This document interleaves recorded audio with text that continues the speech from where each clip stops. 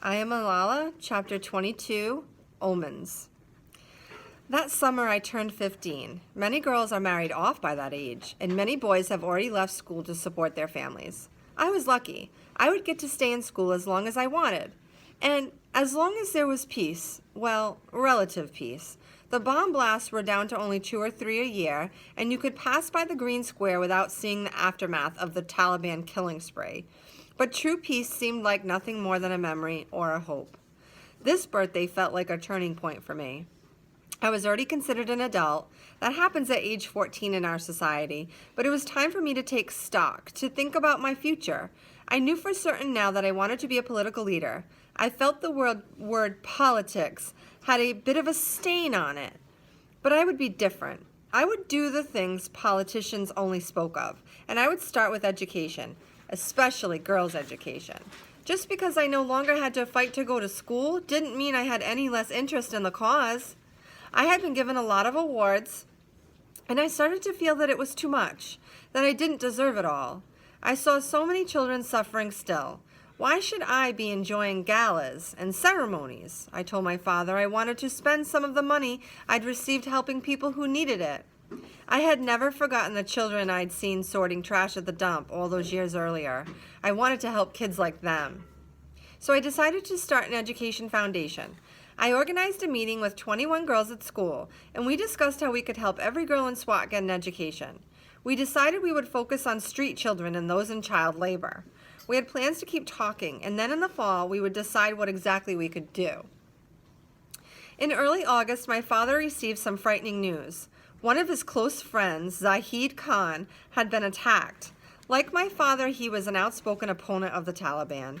On his way home from prayers one night, he was shot point blank in the face. When my father got the news, he fell to his knees.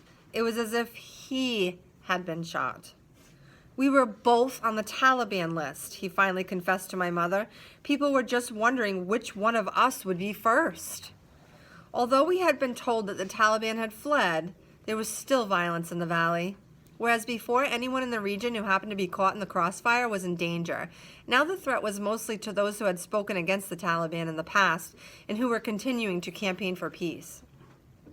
By some miracle, Zahid Khan survived.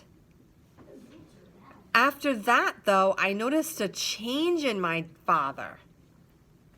He started to vary his routine each day. One day he'd go to the primary school first thing in the morning. Another day he would go to the girls' school, the next to the boys. And before he stepped inside, he looked up and down the street 4 or 5 times to be sure he wasn't being followed. At night he would come to my room pretending he was there to say goodnight, but he was actually checking to make sure all my windows were locked. I knew what he was doing, and I'd say, "Abba, why have you closed the windows?" He'd reply, "Johnny, I've closed the windows because I want you to be safe." If the Taliban had wanted to kill me, I told him, they should have done it in 2009. That was their time. He would shake his head at me and say, "No, you should be safe." My room was big and at the front of the house, and it had many windows.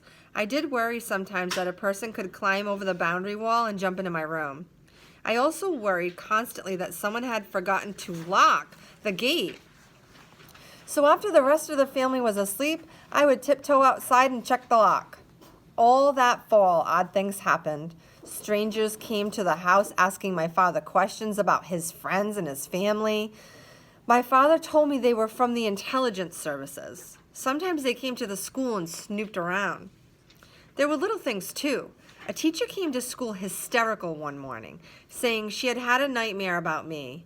"You were badly hurt," the teacher said. "Your legs were on fire, and a picture of me that hung on a wall in our house mysteriously shifted overnight."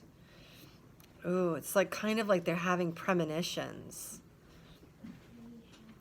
My father, the gentlest man I know, was very upset when he discovered it hanging crooked the next morning. "Please put it straight," he snapped at my mother. I had started having nightmares too, dreams where men threw acid in my face. Dreams where men snuck up behind me. Sometimes I thought I heard footsteps echoing mine when I turned down the alley in front of our house. And sometimes I imagined figures slipping into the shadows when I passed. I had also started thinking about death, wondering what it felt like. I didn't tell my parents about my dreams and fears, or even Moniba. I didn't want anyone to worry.